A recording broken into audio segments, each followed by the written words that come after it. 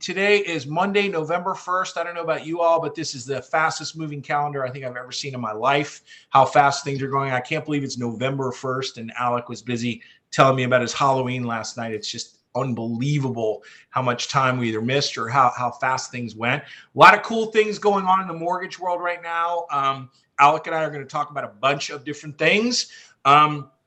Quick bona fides. Alec's going to hop in and correct me very quickly. Alec is a divisional manager with LoanDepot in Southern California, Orange County, born and bred. Alec, how many loan officers roll up direct to you right now, including producing branch managers? So I got 52 locations across the 8.5 states that I'm over. And so in that branch network, we probably got, I don't know, 400 or 500 somewhere in there. And Alec, you also, by the way, Alec was a full-on street grinder producer. That's why we had big like for each other when we first met. And one of the things I asked, Alec's been on here before, and we did talk. We talked about social media stuff, which he's great at. You can find his podcast later. We'll put that in the chat so you can find him and watch him. If you like. But today I told Alec, I really want to talk about the environment, the fact that the rates are a little bit all over the map, the fact that some companies are starting to, I don't want to say freeze, but they're really starting to look at ops people, or what we call headcount. They're getting ready, for those of you that heard Clayton Collins with Housing Wire a couple of weeks ago, reading those stats on, if you're doing refis right now, you'll be, if you're doing 10, you'll be doing 2 in April, just going through all of those stats. And I think there's a lot of things that loan officers need to be doing right now. Well, those of you that know me very well know that you should have been doing this forever, but need to be doing right now if you want to sort of protect your way of life or the way you're living right now. Because I'll just open by saying, if you're closing 10 loans a month and 7 of those loans are refis and those are gone and you have access to an LOA, it's going to be very painful for you when your boss says, by the way, you can't use that LOA anymore. And then when you cry or whine at a very high level because of that, they're going to say, sorry, really? You can't do 3 loans a month on your own? You must be kidding. Okay. And meanwhile, you think you're a 10 loan a month producer, but you're a 3 loan a month producer, because Alec will tell you he hires loan officers all day, every day. I'm sure he's real good about knowing their purchase to refi percentage before he extends an offer, because that's how you know what you're getting. Not that people doing a lot of refis aren't great loan officers, because you all know you should refinance every loan you've done. You should never let anyone else do that. But the bottom line is, when the rates pop up, all we have is need refis left. Those are divorces and kids going to college and cash out. Those really doesn't matter what the interest rate is if you need to refi, but the rate and term refis or the rate refis go away really, really fast. So Alec, love to get your opinion on what's going on, what your loan officers are doing to get ready, what you're doing to support them and get them ready for 2022. Alex sneezing or coughing. I think he had a lot of candy last night. But I'd love to hear your opinion. Let's talk about it a little bit. What are they doing to prep? What are you telling them to do? What are you seeing coming down the pipe? You're watching the pipelines right now. Take the floor. Well, hey guys, I have the chat open too. So if I say something and you want clarification or want to ask questions, just use the chat. It's fun. I like that feature of this medium. I'm like many of you as an originator. I'm an A-type driven control freak with anxiety. So it sounds like all of you guys. And I always look at what is the worst possible thing that can happen. And I don't know if that's because my upbringing with my mother, who's a catastrophizer, but we really have to acknowledge that there is potentially a 2018 on the horizon right now. Right. So if you were in the business in 2018, this was like the end of the world for mortgages. It was happening. It was starting. Mortgage companies were going out of business. Homebridge, Home Street Acquisition, Stearns went bankrupt. I had Provident Funding in Southern California just dumped their entire mortgage arm, just turned it off, didn't even sell it.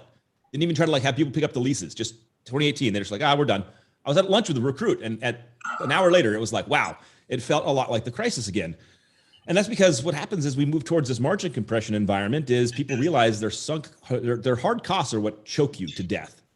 The salaries, marginal costs, things that you guys like, commissions that move up and down, great with production, but things that are actually built in, the leases, staff, salaries, that stuff is what is the anchor that drags your ship down.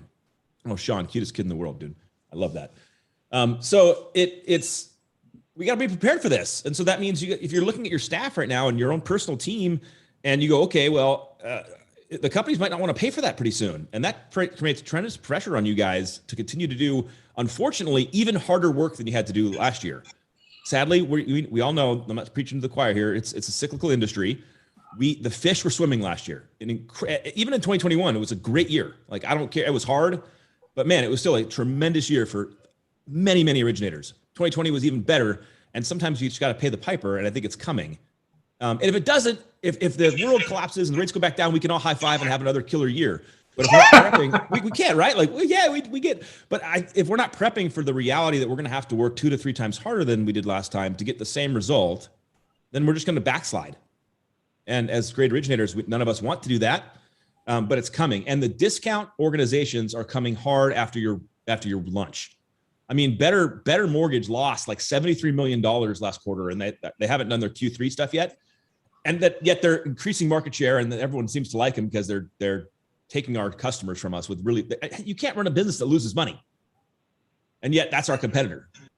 That's who you're competing with right now. It's a problem. And I always say, Alec, there's no technology, there's no slick anything that could ever overcome a relationship.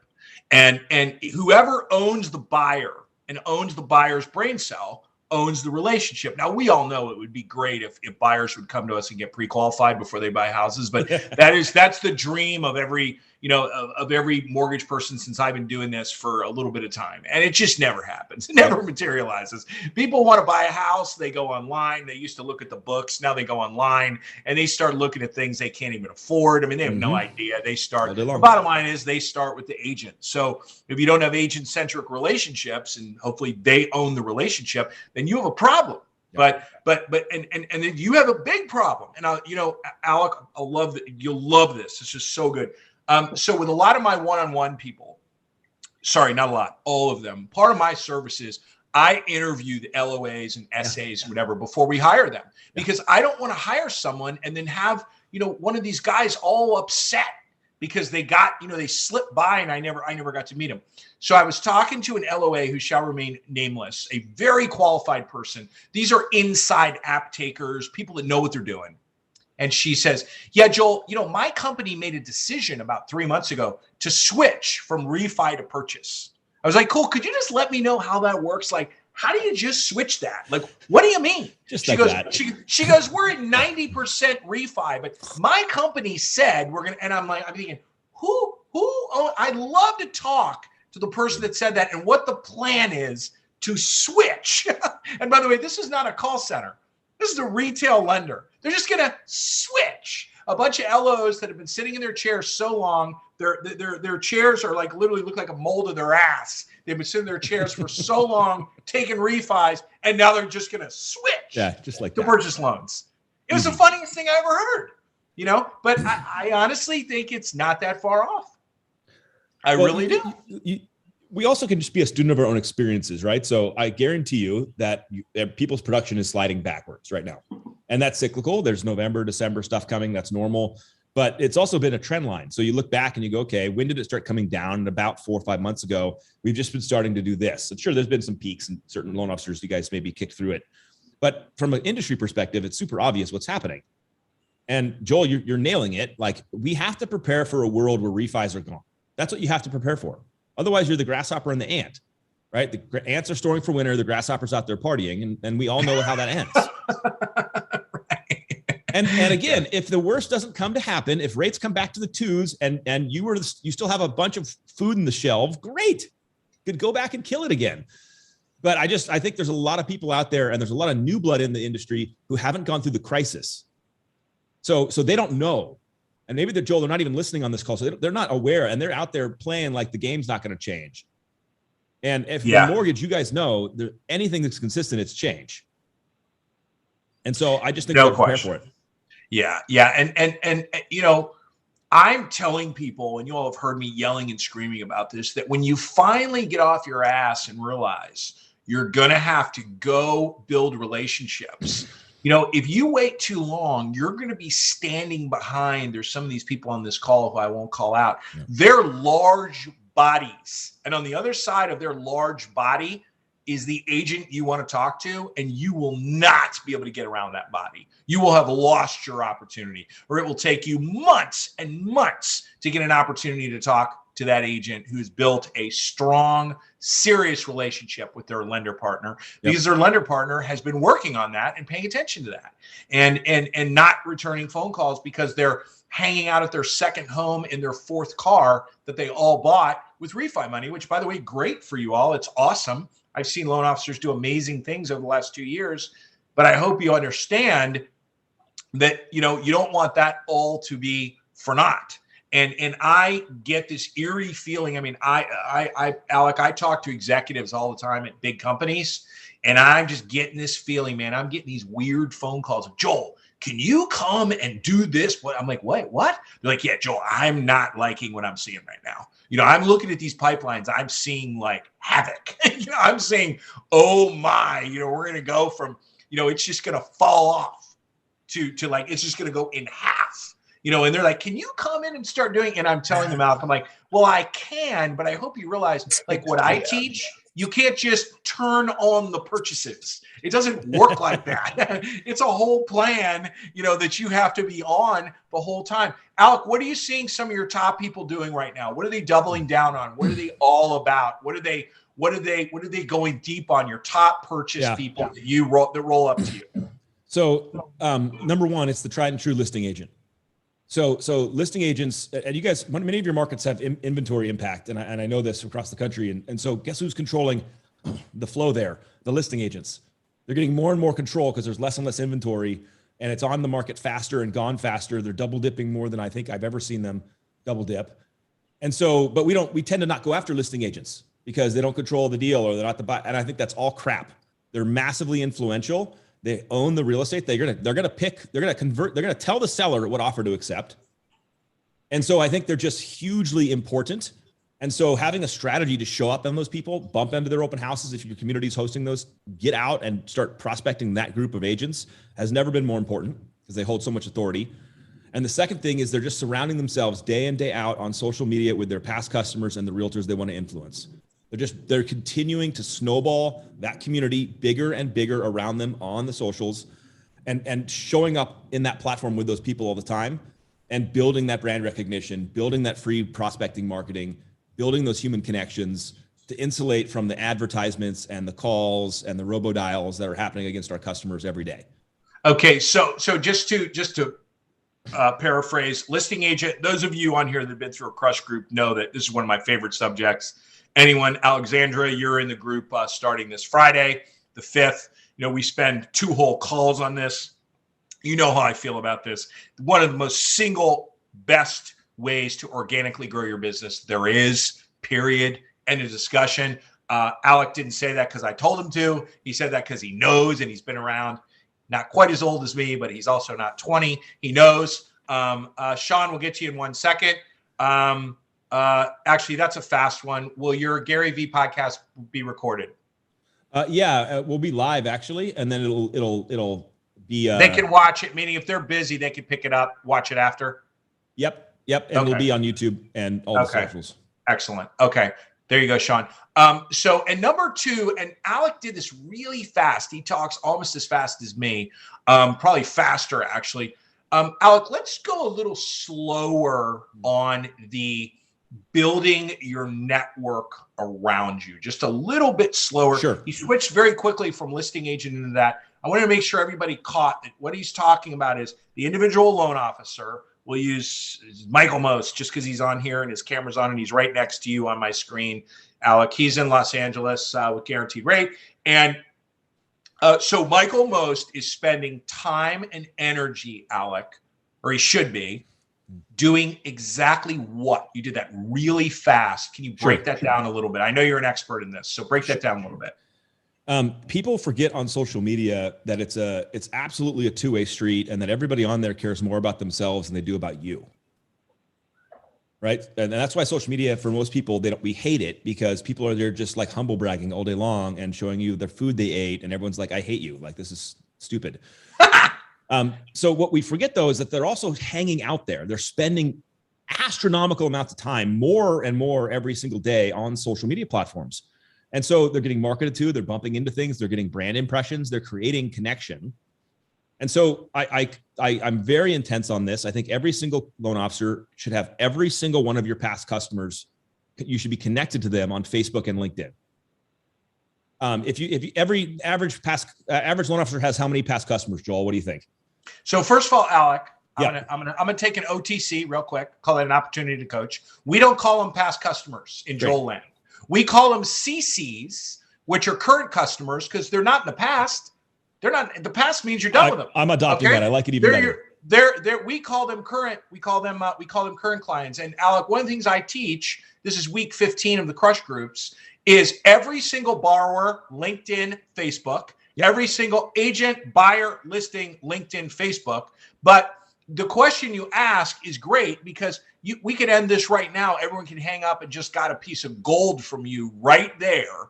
Okay. That how easy, KISS, Pat Casey, keep it simple, stupid. That's from a long time ago. How easy is it to do that? It's simple. Hey, are you on LinkedIn? So am I. Cool. Let's link. Okay? Takes 2 seconds. Hey, and let me tell you a little secret. If you ask an agent if they're on Facebook and they say no, they're probably not an agent, because agents on Facebook more than anyone in the whole world. Okay. Right. So to connect with an agent on Facebook takes about 10 seconds, and they want to do that at 100 miles an hour. So bullet number 1 from Alec under Keep It Simple Stupid is you should be LinkedIn and Facebook friends with every single one of your borrowers, what we call in Joel land CCs, current clients, because of course we want to work with them forever. Those are all the closed loans, Alec. Yep. And the realtors on both sides. Bullet number 2. Yeah. So we call it ICE, identify, connect, and engage. So if it seems overwhelming, just get 5 people from your list of customers, and just 5 a day, 5 realtors a day, and go on. And the E on engage stands for spend 10 to 15 minutes on the platform, engaging with their stuff, contributing to their life, letting them know that you see them, letting you know that you're validating them, that they're awesome, they're doing cool stuff. I can tell you right now that little strategy goes further than any video you're going to do. Because if I see Michael Most on the internet and I comment on his stuff, I take time out of my life to say, Michael, you're doing rad stuff, man. It's really cool to see. Congrats on whatever he posted. Or his kid just scored a goal. Hey, that's an incredible way to go. If I take a moment out of my life, Michael all of a sudden thinks that this guy actually cares about me. This guy took a moment to say hi, to comment, not just throw an emoji on there and like it. And if you do that with agents and customers, you just maintain this headspace with them. You maintain a brand position with them within their mind. And so you got to post, you got to do that every day and continue to grow it. Because imagine, if you do it every day, all of a sudden at the end of the year, you're going to have 1,000, 2,000, 5,000 connections. And what can you do with that now? Your megaphone got a ton bigger. Your net got a lot broader.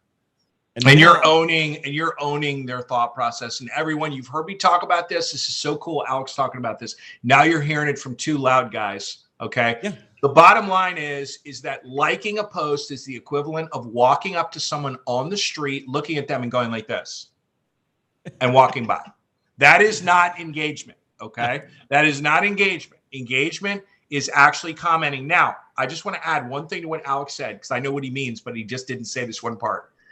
The S, everyone, the S, sincere.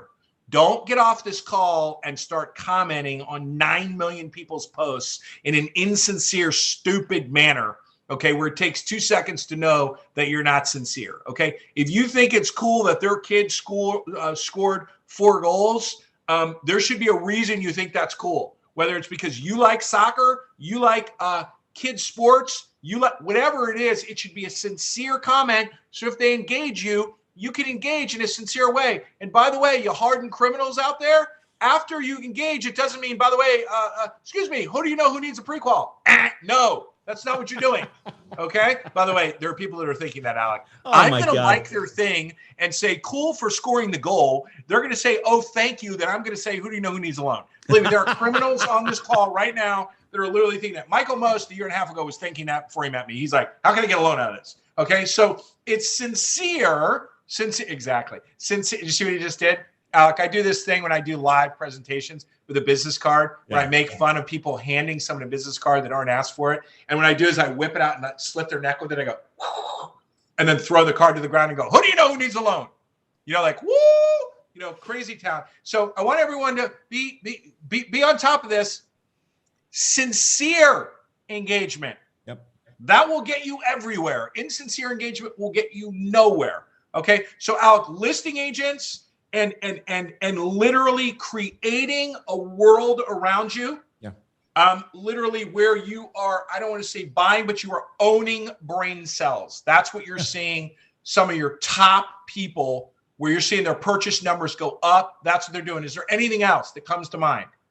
Yeah, they're being thoughtful and developing what I'll use the word content strategy, but don't get like weirded out by that. They're developing what their message is going to be next year on the platforms. What are they going to say?